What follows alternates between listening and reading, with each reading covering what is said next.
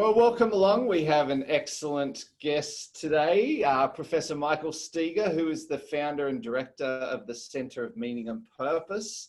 And most importantly, one of the best human beings I know. Welcome, Michael. Wow. I mean, that's a hell of an introduction. I'm not sure how to demonstrate my quality at that point, but thanks. It's awesome to be here and chatting with you. All right. We're going to get congratulations on your recent book. Oh, thank you. Thank you. Yes, we need to plug that, don't we? Although I think the forward of the book let it down somewhat. It's really rubbish. I don't know. You got to get a hold of your publisher, and for the second edition, that's got to be axed immediately. That's the first thing to go. All right. So let's get into this.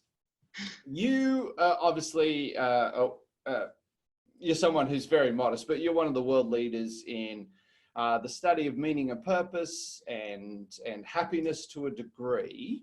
What I want to start by asking you is, how do you think this COVID situation and this huge transformation that we've gone through is affecting like your field, not as a researcher, but like affecting people's meaning and purpose and happiness? What are you currently seeing right now? I think I'm seeing two things. So first is there's a lot more chatter, interest, and advice on meaning and purpose out there. I think people are just, that was starting to bubble up already over the last 5-6 years. You'd hear athletes talk about their purpose, you'd hear businesses talk about higher purpose, and it became an important concept. What I think I'm seeing now that is an unfortunate byproduct of that is that there's a lot of super lightweight advice out there right now, and even definitions of purpose. I was watching some advertisements, something popped up on LinkedIn, someone's doing a webinar on something that they're an expert in, but then they just throw the word purpose out there, meaning something completely different than what research actually backs up. So I think what we're starting to see is when there's an explosion of interest, the rigor disappears pretty quickly, and that means we can't link it to the research anymore. If what someone says about purpose is not the thing that purpose is, you can't say that the research that was about this supports your claims about what you're talking about. Yeah, right. So, and I'm seeing the same thing as like sales speakers or sales experts are now suddenly experts on crisis, where yeah. So, okay, two questions. Is this a fallout of Simon Sinek, the why? And Simon's brilliant and amazing, but have we trivialized such an important area, and was that kind of the catalyst? What's your thoughts on that? Yeah, I think Simon Sinek is part of the catalyst. If you take a look, though, I mean, maybe this is where it came from, but even Mark Zuckerberg in his commencement address to Harvard was talking about the importance of purpose, right? So I mean, it's not like any one person's ever going to own this area. Yeah. If you take a look at Amazon, Viktor Frankl's book Man's Search for Meaning is still one of the leading sales titles, not even joking, 70 years after it first appeared. So it's not that it's new. What's new is that we feel like we understand levers around it. We feel like we can do work with it, and it's not like me or someone else has exclusive domain over understanding what it is. But the issue, the concern I have is that if we make a lot of false promises, we're going to end up with people who really need to do some difficult work, thinking that with 7 minutes and a cocktail napkin, they've figured out their lives. So I think that's more of a key right now. So how have we got it wrong then? How have these people got meaning and purpose wrong? So I think one of the biggest things that happens is it just gets, there's a little bit of a tangent, but there's a US songwriter named Greg Brown, and one of his lyrics is essentially implying in the future that one corporation will sell one little box, it'll do whatever you want and cost whatever you got, right? So there's this tendency that whatever people want is now what meaning and purpose is going to be. So it's going to be resilient, It's going to be joy. It's going to be close relationships. It's going to be motivation at work. It's going to be all this sort of stuff. And, you know, maybe it's a part of that, or maybe it helps support those things, but that's not actually what it is. So I think that meaning and purpose is a psychological experience that we have that's all about being able to make sense of the world and create accurate and useful mental models of experience. It's about finding and pursuing really, really important goals, aspirations, life missions. Maybe you won't even accomplish them. And it's about feeling like all of this stuff is worthwhile. Like all of this is worthwhile. And that's deep stuff. That's not quick fix stuff. That's not sitting down and making a SMART goal and feeling like you have a purpose in life. And it's not, you know, just telling yourself it's going to be all right and then having a whole new view of how the world works. So I get concerned that that when people need it most, and I'm happy to talk about why meaning purpose is a big issue right now, but when we need it most, we're going to fall way short of what we need to do to fix what's going on. So we're just the mechanism in order to find your meaning and purpose is just being reduced down to that trivial sort of process. And if I went onto LinkedIn now, I could find, you know, a lot of courses that tell me I can find my meaning and purpose very, very quickly. Yeah. All right. So I don't know whether an interview like this is the right forum, but what sort of advice would you have for people in order to try and have a deeper connection or a deeper understanding, or even like articulate their meaning and purpose? Yeah, so I think I know this is gonna be very dated and overplayed soon, but the metaphor that makes sense to me is the immune system. So your meaning system operates similarly to your immune system. And do people buy pills that promise to boost their immune system? Definitely. So people will buy pills that promise us to, upregulate their meaning and purpose system. But I think we can just really break it down in an interesting way. So your immune system is something you both want to be healthy, you want it to be functioning well, and you also want to know how to help it do its job. So our meaning system is similar. So we want life to feel meaningful, but we also don't want that to be an accident, right? We want to be able to work with the tools that build meaning in life. We don't want to just hope that we've got everything worked out, and if something catastrophic goes wrong, like the entire world stops working, we just call in some expert to fix us. Yeah. So, and like an immune system, I think there's three real jobs that when something happens, three big things have to happen. So first is to detect the source of damage, right? So we need to detect what's happened to our lives that because of the pandemic and the response and the massive unemployment in the US, right? We just hit levels of unemployment in the US never seen since the Great Depression. Yeah. So we need to figure out where is that doing damage within us? We have to detect where the threat comes from. And if we think about coherence, purpose, and significance, the threat can come to any of those. It can come to, is the world a safe place? Is being around other people a good idea? Do I have the capacity I need to survive? We can think about it in terms of damage to purpose. Am I going to be able to do the things I want to do in my life, or is all that ruined? And we can think about the damage in terms of significance. Am I super, super helpless and weak? Is that what makes me feel so terrible right now? Right, so we detect that. We can also diagnose where the problem lies and what the nature of the problem is. And then I think we move to the repair stage. Okay, so back on that previous stage that you talked about. So is that the capacity, and I think I have behind me, like written up here is the term sit with the discomfort.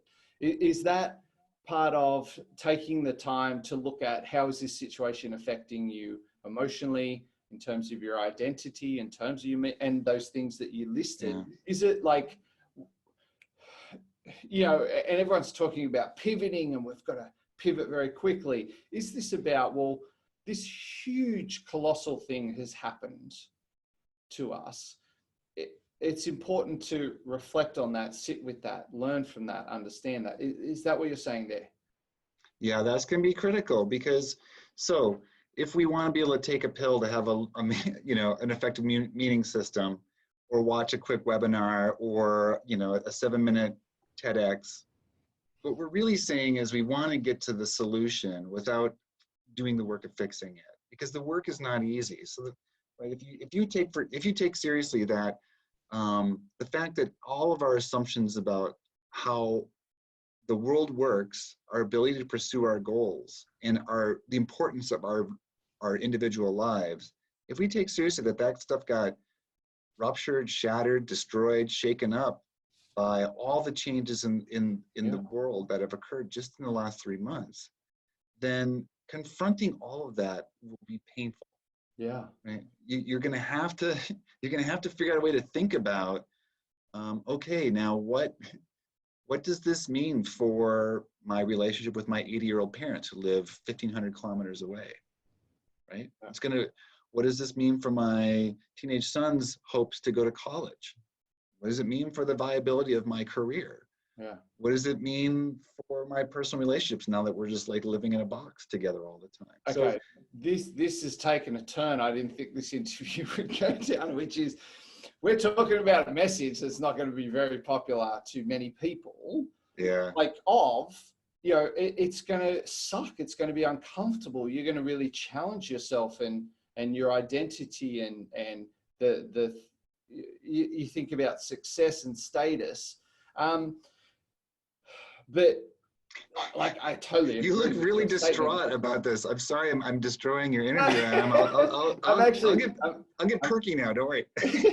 Yeah, you always cheer me up. But I suppose my question is, do you believe that education and particularly self-help and motivation has just been boiled down into bumper sticker? Here's the 5 tips, the 5 ways to find meaning and purpose, the 5 ways to be a great leader. Obviously, that stuff is really creating a world where we won't sit with the discomfort and we won't do the work. Yeah, I think there's even a layer behind that. So let's say that Mike Steger comes out with a book, The 5 Steps to Meaning and Purpose, and I consider myself to be well grounded in research, and I'm willing to go into dark places and things like that. And you pick that book up if there's ever bookstores and airports that people are allowed to touch, whatever it is the world looks like. Yeah. You get that. You might even read through those 5 steps. Those 5 steps are going to be difficult. I mean, to live a more meaningful life, that means you probably have to live your life a little differently. And anytime you want to change things that are major, it's hard work. But what I think, like seeing list after list come through, and that you can read on a mobile phone in 3 swipes of your thumb, the secrets to living a flourishing life that's worth living. Yeah. That makes your existence worthwhile. I think it sets expectations that you've done work you just haven't done. Yeah. Right. So if I read a list on 5 ways to be a better leader, I would love to be a better leader. I can read those and they'll be in my mind, but to be a good leader is really hard. You have to learn how to do things differently. You can't just oh yeah, now I remember. Now is the time to, make everyone feel like a part of a community. So I say, you're part of a community. Check, did it. So I think that's what it's conditioned us to have, is the expectation that it's going to be easy. Being aware of knowledge is the same thing as having worked through what that knowledge implies. Oh, wow. Okay. You really blow my mind here. So that first step was, and sorry, it's very early here in Australia and I haven't had coffee. So the first step was, what was that called? Detect. Yeah. So in other words, get in the trenches with the discomfort and sort your life out. Well, have you experienced a setback? Let's take it out of the pandemic situation. Are you well enough attuned to yourself and what you want your life to be about, so that if something did kind of invade you or infect you, you would notice that? Yeah. Or are you on autopilot all the time? Or are you living someone else's life, right? I mean, there's a lot of ways that we just even need to know what's going on first. I'm not learning Italian right now. I'm not taking computer assisted design right now. And I haven't learned anything about the Holy Roman Empire or something so I'm just sitting around wishing I could drink more than my advanced years allow me to, right? So, you know, so like that's not me. Like, why am I like, I like to learn usually, but now I'm just like, ugh. So just detecting that you're being hurt somehow, So really, that that's will require you self-awareness. to do some uncomfortable work, I think. Yeah. Okay. The second stage is then diving in, like, what is the nature of the wound? What's the nature of the risk that I'm facing, right? Like, We'll what does talk it really through that. mean? Yeah, so, okay, so I think a lot of people know that something's wrong, and every day it gets worse. But there are actually people who are doing fantastic right now, right? So in the US, they reckon that American billionaires' wealth has increased at least 10% in the last 2 months. Not bad, right? Considering everyone else has gone down 30% or more. Yeah. Through So, what mechanism? Very, very clever allocation of capital, right, and equity. Right. Yeah. So, yeah, I mean, they're fine in a sense. So do they have to, are they being hurt? Do they have to go through a whole bunch of soul searching? Probably not. I mean, if you're someone who is not being affected, then you're not being affected. But if you are someone who's being affected, that detect stage, I think, is important. Like, Yeah. what's happening? Can I get to the level of insight about myself that I can see where, you know, the cogs are starting to splinter off because the machine's shaking in a weird way. The next stage is to diagnose that. And I do recommend, from a meaning standpoint, that people, you know, take seriously this idea that to function best, we need a mental model of the world. Yeah. Our model used to say, let's see, what month is it right now? May. Like, I was supposed to be getting ready for a trip with my daughter. The first time I was able to bring a child of mine on a trip with me to Prague. Well, that's not happening, right? So is that a big deal? Not to mention the trip we were supposed to do in Bali together. Last month, yeah. But that was difficult. All of it's difficult, right? So what about that is causing me problems? Is it the lost revenue of the business trip? Is it hanging out with you drinking bintang in Bali? Is it, you know, having time adventuring in the world with my child for the first time? Like what is it that's getting there? And it can be an all of the above thing. Like in this case, it's an all of the above thing, right? Yeah. So why, like, and then what's the deeper level, right? What's the deeper level for this? Like, for me, in the example of traveling with my kids, I was going to have trips with both my kids this year. I was going to be able to bring them along. I was actually even going to be able to bring my brother along on one of my business trips because they offered to pay for another person. So what that means to me is I realized I felt like I was running out of time to really have those moments with my kids because they're going to be going to university not too long. And none of them wants to stay in our hometown, right? So it's going to be like, and they're not going to want to go on vacations with us. They want to go road tripping with their friends or whatever.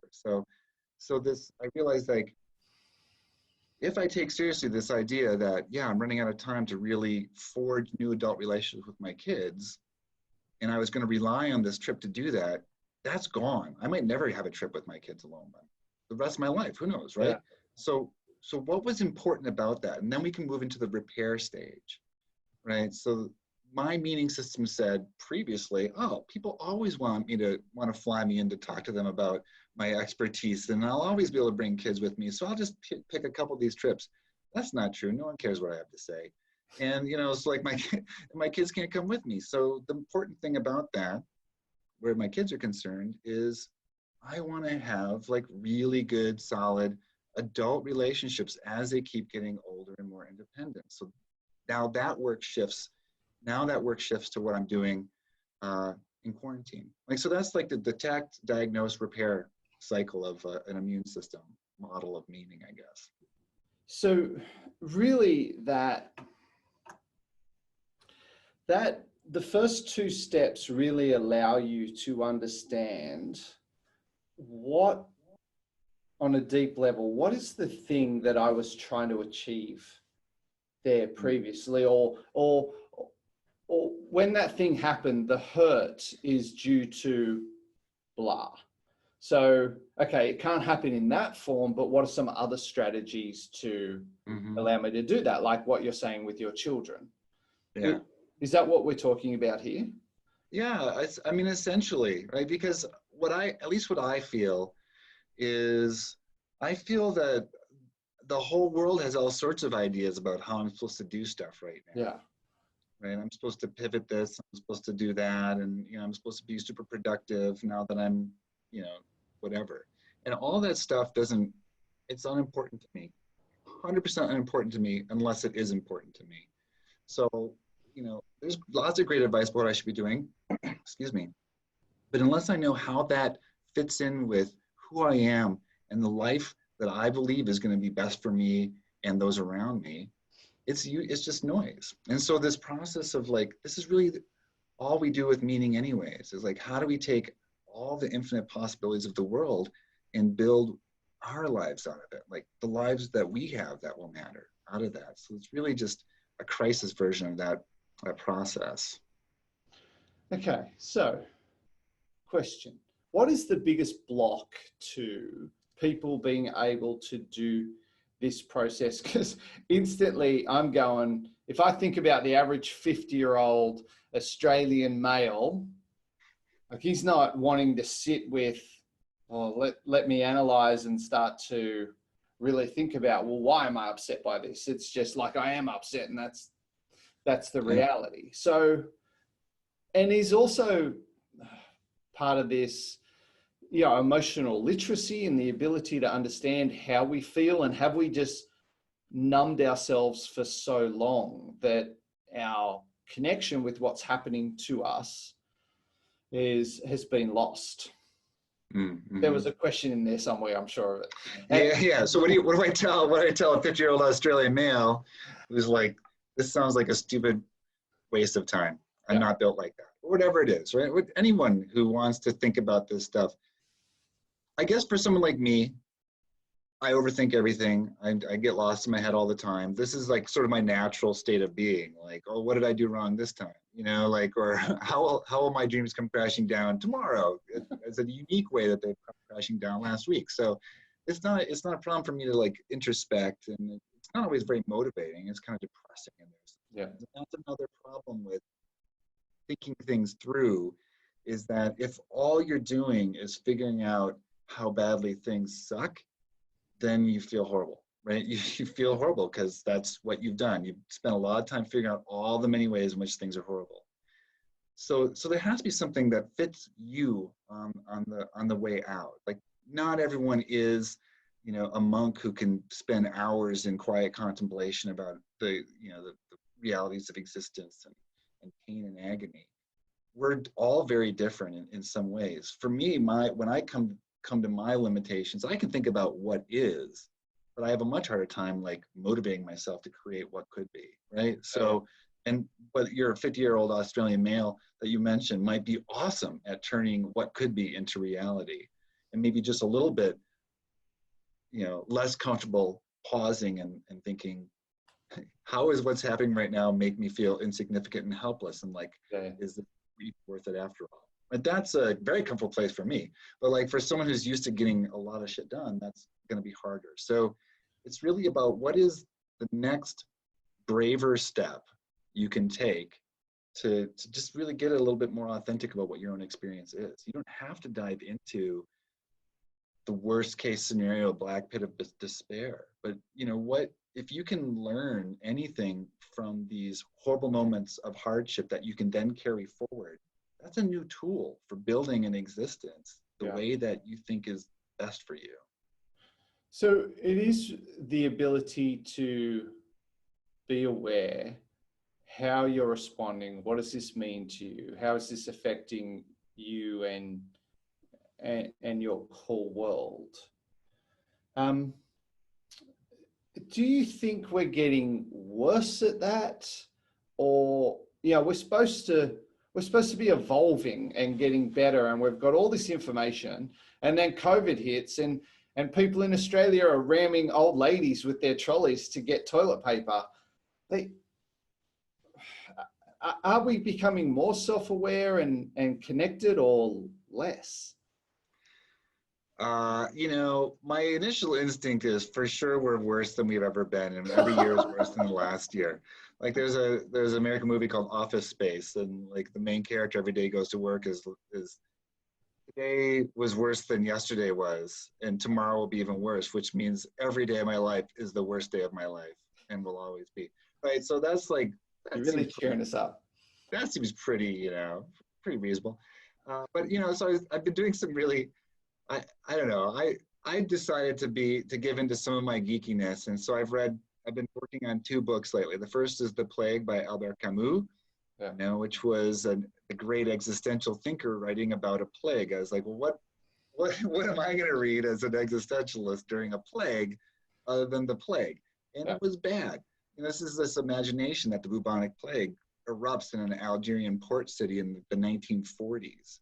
And it is just death and exploding rats and like wheezing, lancing giant boils. And it's horrible, right? So I'm like, and the people in that book, yeah, it was great. I recommend it. But the people in that book were like their emotions were carved out of wood compared to what we're able to do nowadays. Yeah. Right. So just the way they emotionally process was almost non-existent in that book.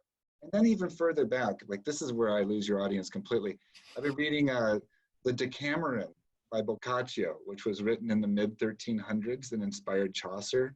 Yeah, right. So, but here's the link. So this was written about the huge eruption of the plague in 1348 in Florence, which killed half the population of Florence, 20% of the European population, right? So to divert themselves, 7 ladies and 3 dudes go off into these country villas and tell stories. Each person has to tell a story every day. And so getting aside from that idea, like the content of their stories is really hilarious, but in one of them they say, essentially, it's well known to all of us that we're getting worse as a species all the time. Like humans are just becoming more coarse and idiotic every year. Like in the 1300s, right? So this is just a human thing that we expect that we're less equipped than our very noble, the people who are in museums, they would have fixed this because we're just morons now and we're drifting towards idiocracy. So I do think there's something very natural to think like, we should be better at this than we really are. Yeah. And we should be, but it won't help us now, but it might help us on the next one. So you think about how the generations that dealt with crazy things in the past dealt with them. The generation that dealt with the Great Depression and World War II had no emotions at the end. Do you know what I mean? Like to get through all that, their emotional vocabulary was nothing because they just had to do. They just had to do all the time. Stoic. They had to be stoic. Like you look at in the U.S. they've done a national study and the prevalence of depression among the World War I cohort of folks, the people who were alive during World War I, is 0. No one who lived through the Great Depression or the Spanish influenza epidemic or World War I ever was depressed. Now that's not possible, right? So they just put all that stuff in a box. And we don't do that. We open it up. If we're going to open up these boxes, it's a scarier world, right? The person who wants to just hold their breath, keep charging on, keep pivoting, keep pivoting, never noticing how the fuel tank is running lower, the batteries are getting drained all the time. That's a very natural response. We're just going to put our heads down and we're going to get through this. And then here you and I, well, at least I'm asking people, no, you need to introspect. You need to figure out how badly you're bleeding so that you can treat the wound instead of just charging up the hill. If you're so I think we've got a lot of abilities to manage stuff, but there's a cost. There's a potential cost of opening up the bandages and seeing what's festering underneath. And I think people are very rationally a little bit worried about that. So that's where the connection with other people comes in, like to get some support and know that this is a very normal thing to feel totally messed up about. Okay, so it's all right. Let's pivot, shall we? And we're all going to read from the 1300s Florence. Yeah. Okay, I consider it. So clearly repressing and actually a couple of things. Clearly just sort of repressing and holding our breath and being the stoic, we'll just suck it up and get on with it, is not great because the fallout of that is, devastation within our life. just on that, is the motivation world, because I'm seeing a lot of, you know, how to crush this crisis and how to blah, and, you know, and all you've got to do is just think usefully about this and you'll be fine. Or like I'm hearing all these messages. Is that's just another form of stoicism, isn't it? Because it's just like, well, don't really look at yourself or understand or get in touch with what's happening. Or like even that beautiful example of your daughter, you know, you want to do this rite of passage trip and that gets taken away and you could just be pissed off about it. But rather you went, well, what was the purpose of that trip? And what is the hurt that comes from that going away? And how do I achieve the outcome I want just in a different fashion? So is this whole motivation, you'll be fine, just focus on what you know you have to do, is that another form of stoicism? So my concern with a lot of this stuff is that it always works until it doesn't work. And if you don't know how or why it was working in the first place, you're just adrift. You have no idea how to make it work afterwards. Yeah. So if you're, you know, being stoic works until it doesn't, and that's when people snap. Yeah. And actually, if you look at the kids of like folks who've repressed their emotions all their lives, those kids aren't always loving that experience. But we look back on that and we say, like, why do we have to be so bothered about all this stuff? Well, in a normal time, we don't have to be bothered about all this sort of stuff because the stuff isn't that bad. It's pretty easy. So crushing the COVID and all these other things, if that works for you and there isn't a cost built into that, then I don't know if that's necessarily being stoic. Maybe it's just being really adaptive. Yeah. If it's not going to work for you, if you are really getting bruised by this pandemic, this global crisis, then imagining that you're not, that doesn't seem very helpful to me. Right? And it doesn't help you build skills. Like we need skills on a lot of different levels, right? So we're gonna have a very different world to live in 2-3 years than we have right now. And we've got a lot of problems. Like look how badly we've done on coronavirus, right? But how have we done on the decline of freedom and liberty around the world in the last 10 years? How have we done on the climate crisis that we've been talking about since '86? I remember hearing about that the first time in high school. Yeah. Not to date myself, right? But like we need to figure out ways, skills for solving problems that are pretty scary to confront and require us to do things that we're not already doing, right? So the coronavirus is difficult because we have right now 2 responses. Ignore it and like go about business as usual, or do nothing, right? Like I'm gonna hide in a box with a mask on and hope that someone will bring me food, but I'm not gonna, you know, go on trips. I'm not gonna go to the store. I'm not gonna go to movies. I'm not gonna go to athletic events. Neither of those are gonna work right now as a society, right? So we do need something new to figure out what an economy looks like, what democracy looks like, what work looks like, what intergenerational family relationships look like when doing nothing and doing nothing to change isn't going to work. We need something new. And is the big block to the change in evolution the fact that we can't sit with the discomfort? Yeah, so I think it's because we actively avoid discomfort. Yeah. So let's just take a little example of like whatever the discomfort is for this pandemic. I really don't know. I don't know what the answer is. Like, how do we have an economy that works great for everybody and is sustainable when we can't really participate in the economy anymore the way we're used to, which is gathering people. So I work at a university. My typical class has 100 students crammed in as like touching each other practically. Yeah. Like this business model will not work. I cannot teach that class if we're going to take coronavirus seriously. We can have maybe 20 people in the room, So do I teach 5 classes a day instead of 1 for that class and then 5 for the other one? So things have to change. I don't know what that looks like. But if all of our expectations are, if I just put my head down and I just crush it more, or I just, send out more email blasts, or I just make more sales calls, or I just, book speculative trips, it's going to be fine.